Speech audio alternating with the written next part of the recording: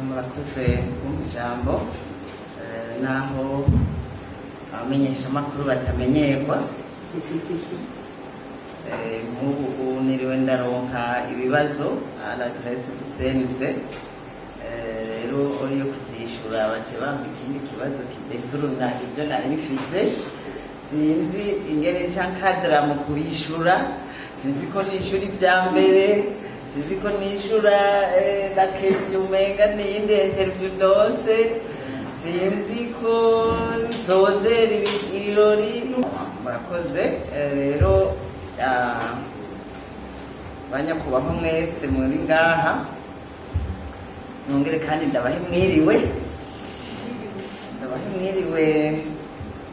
ndababwira yuko jewe wanje mfise akanyamuneza ntangere kubona nashoboye kumara iminsi ibiri ngaha muri runo ruganda rw'abarongoye ibimenyesha amakuru aho twarabiye hamwe intambamyi canke ingufu twogira kugira ngo dushobore guteza imbere umwuga mu bijanye n'ubutunzi. Rero habajijwe ibitari bike nibaza yuko nari nkwiye kugarukako kubera kuko usanga ari nayo mushinge w'ibibazo. Icyambere baravuga ati mbega burya ko mbona mubandanya mwemerera ibinyamakuru byinshi kandi tubona n'ibindi binyamakuru biriho bibayeho nabi, mubona yuko bizohava bigarukira hehe? Naguma manze ndabahe lotopo yaho tugeze mu binyamakuru twitwa ko dufise uno munsi. Uno munsi turafise imbonesha kure zishika 17, 11 muri zo zikaba ari zikoranya gukora, 6 muri zo zikaba zikiriko zirirondera. Turafise imbonesha kure 35 zikorera ku mbuga ngurukana bumenyi. Turafise amaradiyo 48 aho 22 yitwa ko ari lokale akora na 3 adakora, 17 zitwa ko ari communautaire na 5, 17 communautaire zikora na 5 communautaire ziriko ziratangura gukora zemerewe. Hariho icyo bita ama studio ane, hariho icyo bita ama agence 37, zibiri zikaba ari presse locale, 35 zikaba ari za communication. Hariho ibinyamakuru 124, muri ivyo 35 bikaba ari periodique, ahubwo 58 bikaba ari biri ku mbuga ngurukana bumenyi. Hariho nayo mashirahamwe ico bita les associations des professionnels des médias bashika 13. Ivyo bintu byose ndabigarutseko kubera iki? Ndabigarutseko kuko muri runo ruganda twabonye yuko bamwe n'abandi bafise umwitwarariko w'ubukene, hanyuma tukaba uruganda twarukoreye muri ya ntumbero ya liberté de presse. Nibaza ko ariko rukurikirane turimwo. Rero twebwe nk'abajejwe gukurikirana umwuga le régulateur tuca tumera nk'abatagira aho duhenga, turabura ifaransa sur quel pied danser, mu gihe tudashobora kureka kwemerera ibinyamakuru gukora bica bitwa ko twagirijwe ko tugira tubuze liberté de presse. nabo bakagira bati yamara namutwemerera turi viable, ntibikunda kuko turakenye turashonje. Urumva ko duca tubura ayo ducira nayo tumira, mugabo amategeko atwemerera yuko ikinyamakuru kivutse tugisaba ibyangombwa ibikwiye tugaheza tukacemerera.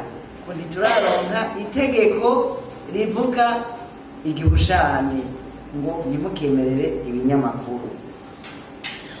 Gusa duca tusanga hariho icyo umuntu yokwita nka akantu kaga conflit de compréhension kari hagati y'ibinyamakuru public n'ibinyamakuru privé.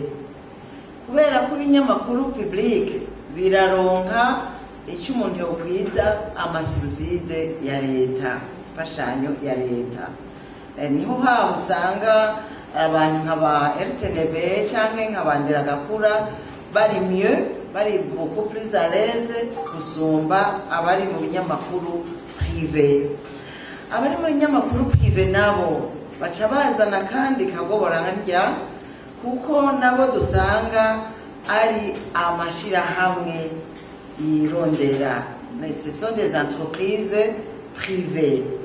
Les entreprises privées nazo ziza kuba implante zamanje gukora icyo bita étude de faisabilité y'ivyo bagiyemo. Mu bisanzwe nta ngorane byategerezwa kugira mu gihe vyoba vyagiyeho vyitunganije neza. Ari naco gituma natwebwe tubanza kuraba kubishiraho ko vyitunganije neza, ahubwo biragaruka mu nyuma bikadusurprena ukamenga ntibwabindi byari vyitunganije neza. Ako rero kagoborandya kari hagati y'ivyo binyamakuru navyo bica biza bikama biriko birarira, kandi bikaririra mu matwi y'abumva aribo twita abapartenere, aho dusanga abapartenere au développement bafise tentative yo guhengama bagashaka ufasha beaucoup plus ibinyamakuru privé que ibinyamakuru public, kuko bavuga ngo biri privé birigenga, par conséquent bisha no kwigenga mu nkuru, tandis que ibinyamakuru public navyo kubera bise ukuboko kwa leta igufasha ucumenga ntivyigenga, ntivyokora inkuru yigenga, kandi loin de là. Iyo ikaba ari defi mugabo dutegerezwa kwicarira twese tukama turiko turigako. Hagaca haza iki kintu kijanye n'amaradiyo communautaire.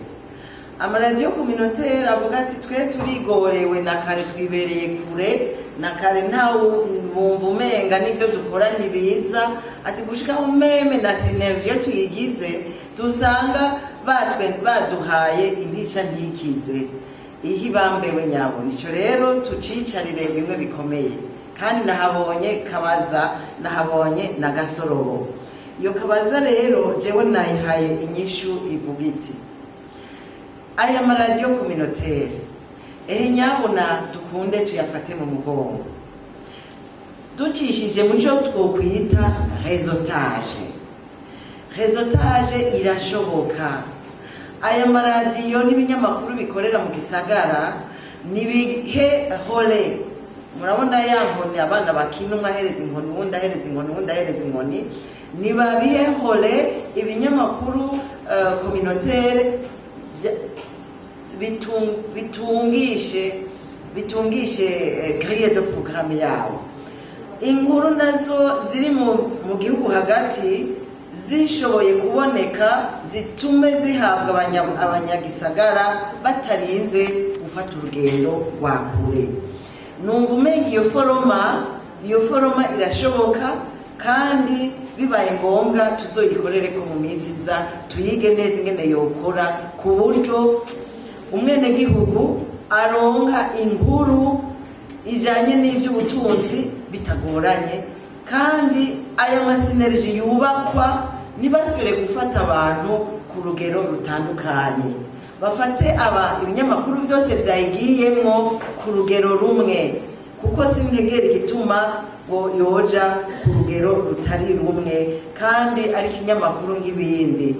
Erega niba ari radiyo communautaire y'Ingozi ikavuga iby'ingozi byose, akaba dufise radio communautaire y'Imuyinga, intara yose ikaba ibaye kuvere, tukaba dufise radio communautaire yo mu Cibitoki, intara yose ikaba ibaye kuvere. Iyo synergie y'ayo maradiyo yose itanze role muri Bujumbura, amakuru yoba meza kandi umwenegihugu yoshikirwa. Na cyane cyane mwibuke yuko umwenegihugu arumviriza, ntasoma kandi ntaraba, arumviriza. Bisigure ngo iradiyo tugomba kuyiha agaciro gusumba ibindi binyamakuru byose bivugaga ko encore moins ibiradiyo impunze yani. Havuzwe ibitari bike bijanye no kungene bokoroherezwa, na cyane cyane bati mbega nta kuntu bobiraba leta ifise uruhara nyabaki, ibona uru ruhara abinyamakuru bifise yo biha agaciro gute? Erega leta ntako itakoze. Leta twibutse ko yamaze gutanga intumbero gushika hitanga inzu ni parcelle muri Rohero, Maison de la Presse. Aho none twovuga ko leta atacira irereka abanyamakuru n'ibinyamakuru ko ibishigikiye, ko ibona ryiza, iraba ryiza imirimo uruhara abamenyesha amakuru bafise. Ati nibigarukiye ngaho nyene icyubahiro yamarika aravuga ati plus jamais sans les médias. Mbega muri plus jamais sans les médias nta kantu mwumvamo kerekana yuko umwenegihugu umunyamakuru cyangwa ikinyamakuru gishigikiwe mu byo ikora byose. Ubu turiko turaraba ingene ARCT mu ntumbero yayo yogerageza kuraba ingene yorohereza ibinyamakuru kuri iki kijanye na redevance. Ndazi yuko hari biriko birigwa ku neza y'abanyamakuru, y'abamenyesha makuru n'ibinyamakuru. Aho mumbangirire sinza kuharandira, ariko mu minsi hazokoreka ibitari bike. Hanyuma hari wavuze ati burya ku nkengera y'igihugu hariho amabrouillage, ati turaja kubaza, ati mu Rwanda turaja kubaza iki. Nagomba subire ntera intege yuko tworaba ingene tukanariza bikwiye ibinyamakuru twumviriza bivugira ku mipaka. Aho nibaza ko mu minsi iza tuzoraba ingene tugira ingendo shuri muri ibi bihugu vya East Africa. Niyo saje yaduha uburyo, kuko ntiyoguma itanga uburyo ku binyamakuru gusa, idatanga uburyo kuri CNC, kugira ngo turabe ingene tubafasha kubona kumwe ko inkuru dutanga ziba konsome n'umwenegihugu wo mu Burundi, zikongera zikaba konsome n'umwenegihugu wo ku bihugu duhana imbibe. Aho rero nibaza yuko ngerageje gusa n'uciye ku masonga. Ibinyamakuru byinshi byagarutse kuri bonne gouvernance. Nukuri nta mupartenere muzoronka mudafise bonne gouvernance aho muherereye. Twese nuko hariho des formats, hariho des canevas zitegerezwa kuba suivi muri justification des fonds ziba zahawe umuntu. Aho mukimenyere ni kirajanye n'iki ca marketing y'ivyo mukora. Mu gihe muriko murashiraho amaradiyo yanyu, mutegeza kumenya ko mushiraho abize marketing kandi bakorera umushahara, kuko n'akazi mu bundi. Igihe mugomba gasunuzo mwangaje icyo bantu bokwita ba expert, mucare muraba mbega muhakazi wagize marketing mu muhembe neza canke muhitamwo gushiraho expert. Ivyo ni ikinyamakuru kirisuganya muri ya étude de faisabilité ya kare twavuze.